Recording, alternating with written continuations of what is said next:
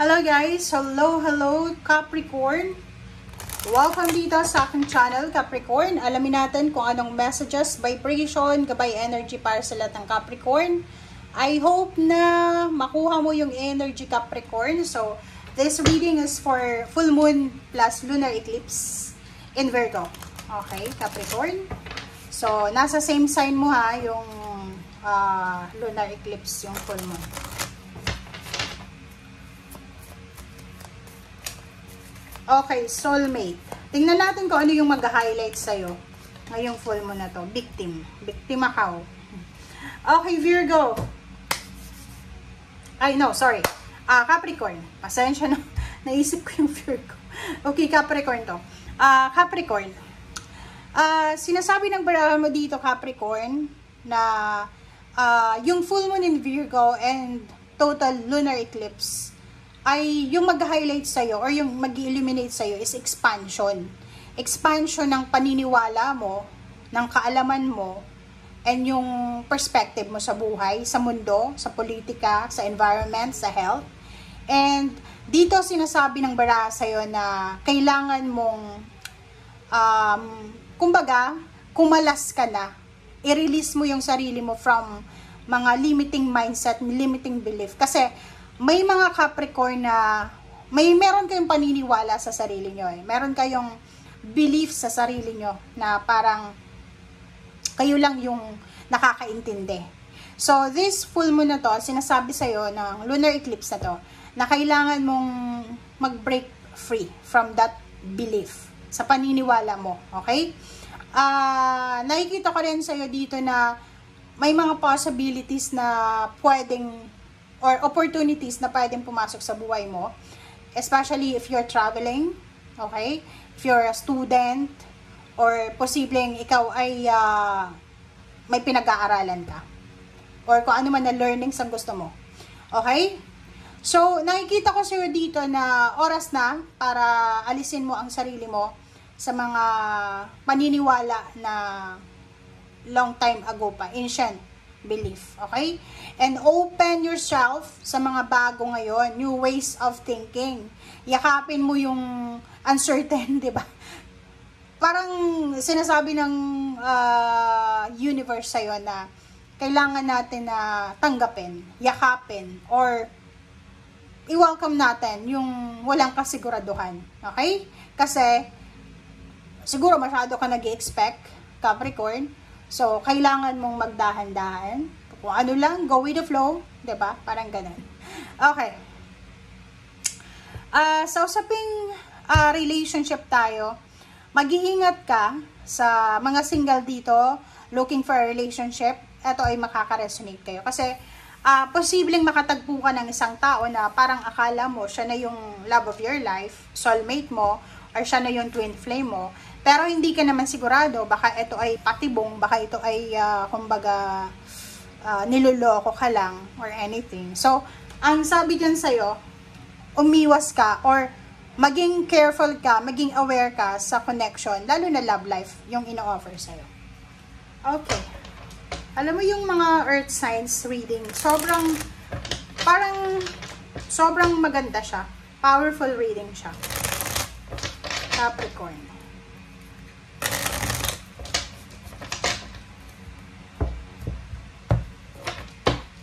Okay. Eight of Pentacles. Wow. Wow. So, yun. Capricorn. Nakikita ko sa'yo dito na may possible na celebration na magaganap. Capricorn. Pag-comment sa comment section dyan, yung mga Capricorn na nag-a-apply ng kanilang promosyon, renewal ng kontrata, higher position, higher salary, kasi you will be super blessed. Unang-una, job well done, congratulations. Sinasabi dyan sa'yo ng barahan na isi-celebrate mo and the rest ng mga faculty or members, office mate, teammates, yung success mo. Oh. Nakikita natin dito, sobra-sobra kang powerful, especially kung babae ka. Babae itong Capricorn ha, you are super empowered. Impress, take care of your health. First of all, take care of your health. Second is take care of your mindset.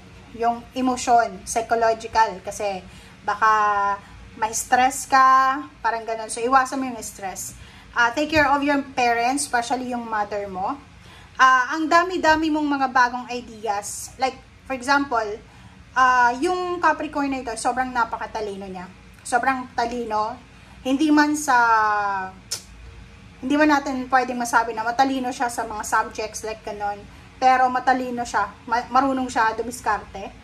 And sinasabi dyan sa'yo ng barahan na marami kang maiisip. Fertile ideas kung paano kayo yumaman, yayaman. Fertile ideas kung paano mo mai improve yung buhay mo. Mga solusyon, answers, resolution.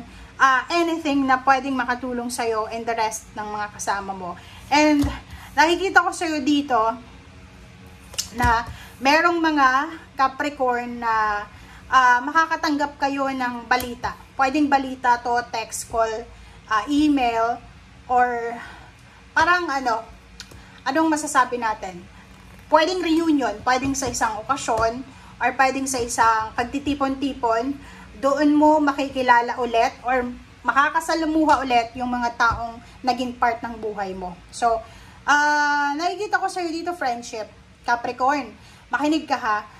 Yung kaibigan mo, siguro nagkaroon ng lamat yung pakikipagkaibigan nyo, or pwedeng kapatid, magulang, pinsan, basta may naging issue sa'yo eh. Like, nag-away kayo sa isang simpleng bagay, tapos yun, dumating sa wala ng ghosting na, wala ng kibuan. And dito sa baraha mo, sinasabi na isa sa mga posibleng matapos, or tatapusin ng full moon na to, or ng eclipse na to, is yung relationship na yon na pwedeng ma-renew, 'di ba? Pwedeng, anong masasabi natin dito? Ma-renew, or pwedeng mag-reconcile. Okay?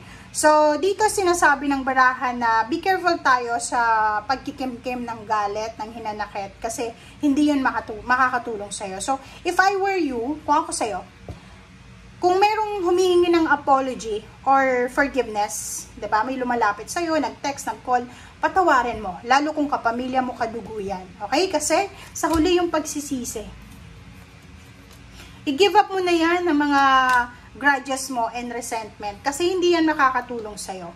And sa ilalim ng baraha mo is Nine of Pentacles. Nakikita ko sa iyo dito, nakafocus ka, Capricorn, sa pera. Okay, gagawin mo ang lahat, 'di ba? Gagawin mo ang lahat para lang makarating ka dito sa Nine of Pentacles. Yung Nine of Pentacles kasi is financial wish granted siya. So, sinasabi mo ngayon pa lang na wala akong kukurungan, aatrasan.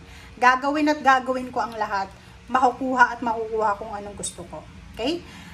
Ace of Pentacles and King of Swords. Wow, ang nakikita ko sa iyo dito, straightforward. Okay? Congratulations sa mga Capricorn na ito kasi yung Capricorn na ito na nakikita natin sa reading is nandito siya. Like for example, nasa center siya ng yung goals niya, malapit na or malayo na, depende sa taong ito. Pero pwedeng malapit, pwedeng malayo, but diretso eh, 'di ba? So sigurado siya eh. Sinasabi niya sa isip at puso niya na hindi ako titigil hanggat hindi ko nakukuha yung goal na yun. Hindi ako titigil hanggat hindi ko napapatayo yung bahay na gusto ko.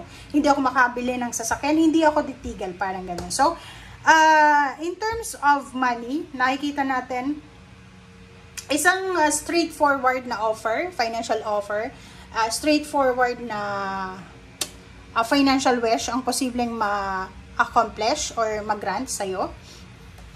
King of Swords, etong trabaho na ito, etong financial opening na to, financial wish, financial blessings na darating sa'yo, or windfall, money, ay posibleng siya yung magdadala sa'yo sa Queen of Pentacles. So, halimbawa, Capricorn, kung ano yung magsisimula sa ngayon, or sinisimulan mo na, or kung ano yung ino-offer ng universe sa'yo, okay? Kung ano yung ino-offer sa'yo ng universe, tanggapin mo.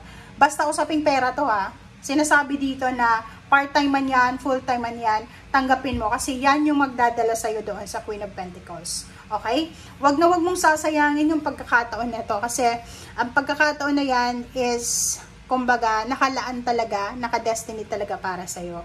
Yung Queen of Pentacles, ito yung completion, ito yung achievement. Sinasabi ng baraha, lahat ng sacrifices mo, lahat ng mga pagpuprosige mo dito ay magbibigay to sa'yo ng financial freedom.